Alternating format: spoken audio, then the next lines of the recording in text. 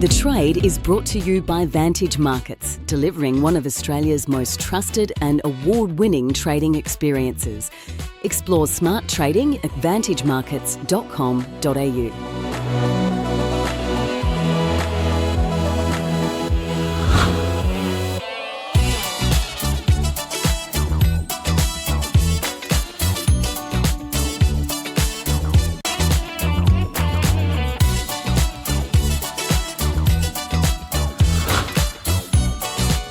Hello and welcome to The Trade. Before we get into the technicals, let's have a quick look at what traders are watching out there. Global shares falling sharply overnight with US restrictions on chip sales to China and continued tariff uncertainty battering tech stocks, while gold traded at record highs and support for the dollar continued to erode. US retail sales increased by the most in more than 2 years in March as households stepped up purchases of motor vehicles and a range of other goods to avoid higher prices from tariffs, likely barely keeping the economy afloat in the first quarter. Meanwhile, the US has issued new sanctions targeting Iran's oil exports, including against a China-based Teapot oil refinery, as President Donald Trump's administration seeks to ramp up pressure on Tehran. The ECB expected to cut interest rates for the 7th time in a year later today, looking to prop up an already struggling economy that will take a large hit from US tariffs. And the Bank of Japan set to cut its economic growth forecast at its April 30 to May 1 policy meeting as President Trump's tariffs heighten risks to a fragile export-reliant recovery, this according to Reuters. Let's get into the technicals now. Nick Twidale from ATFX joining me. We just had the jobs data. I mean, a little weaker than expected, but still holding up pretty well. Unemployment 4.1%. What are you seeing with the Aussie? So Aussie's still basically quite close to those annual highs, isn't it? We'll take a slight little dip on those jobs numbers. They're slightly underestimate, and I think the unemployment rate's a little bit lower than expected as well. I think we thought it was going to pop up to 4.2. So the fact that it's at 4.1 is pretty good, right? Yeah, I think so. So that's relatively positive for the Aussie. And, you know, we can't talk about the Aussie or any of the majors without looking at the dollar at the moment. And it's on its knees. It's at multi-year lows. It's a really interesting dynamic that we've got in FX markets. I think I tried to look when I last came on, and I think we were talking about, you know, the Aussie getting smashed because of tariffs. And I wrote a piece the other day, and it's like the Aussie's risen 7% back because of tariffs. Yeah.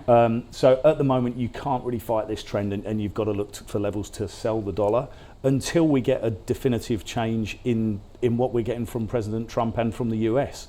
And then I think we're going to have to trade things on a jurisdiction by jurisdiction basis. So for the moment, I think you've got to look to buy the Aussie on dips. And if it breaks those highs that we've seen recently, that's the longer term chart. You can just see where it's topped out just under 64 cents. I think 64.08's been the high. If it breaks there, it could step us back up and challenge those longer term resistance up at 68 cents. Yeah, you got to start looking at the Sally travel indicator. It always goes up when I'm about to go away. Well, there you go. Yeah, I'm very lucky on that front. Let's have a look at the euro, because we just mentioned we're expecting another cut from the ECB. We are, and I think that 25 basis points is firmly priced in. They'll bring it down from 2.65 to 2.4. But euro's the same story. It's a dollar story, really. But we're back up at 114, and you know, not too many weeks ago we thought we could be travelling back down to parity. So it really is volatile at the moment. We've seen consolidation at the top, but from a technical perspective, we've topped out at these recent highs. They're not particularly great levels, but if we do see further dollar selling, that could take the euro back up easily to 115, 117, 118 levels. Yeah, I missed cable, so let's go back and check what's happening with the British pound as well. So obviously a lot of concern about the overall continent, but what are we seeing in terms of where the pound's trading? Well, you know, the pound's, the cable's a similar story. It's topped out similar to most of the other majors, and unfortunately for every major, it's a similar story. But I think we're going to trade on that big dollar. The UK, as we know, has kind of escaped the tariffs a little bit more than everyone else at the moment without any further updates. So you would think you'd be looking to buy that, but it's taken a massive dip against the euro as well. That euro move's really caught a lot of people by surprise, myself included. Yeah. And we've just got to trade what we see at the moment. So we are still getting massive percentage moves. We've got a huge weekend coming where liquidity is going to be thin, and I've got a real fear that we might get some updates on tariffs over that weekend, which could lead to some really messy markets. on Monday and Tuesday. So messiness means safety. Gold, 25th record high for 2025. I mean, a lot of money in the Swissy and the yen. What are you seeing? Let's start with the yen. Yen, I think they're my picks still. For haven trades, initially when all this mess happened, and it's only a couple of weeks ago, I know, it's hard to remember. We went the traditional way. We looked at dollar and we looked at yen and we looked at Swiss.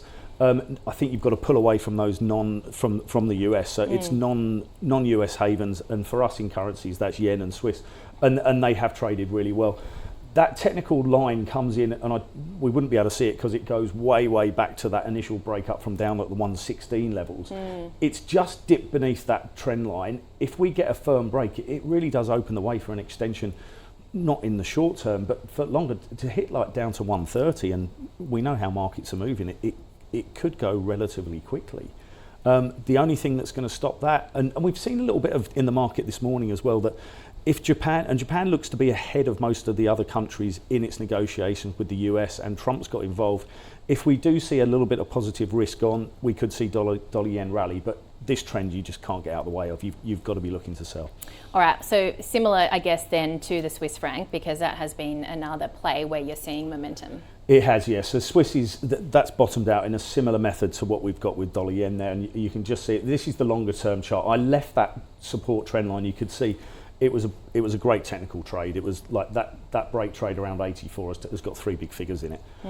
We've now, I didn't put the shorter term hourly chart in, but there's a number of lows, and it's a similar pattern that we've got on most of the majors. If it breaks through underneath 81, it opens the way to get sub 80 very quickly. So could see some really big moves in currencies over the weekend, or absolutely nothing at all. Yeah, all right. Well, it's going to be an interesting one, isn't it, with so many public holidays. Nick, thank you. Nick Twidale from ATFX. That does it for this edition of The Trade. Be sure to join us next week.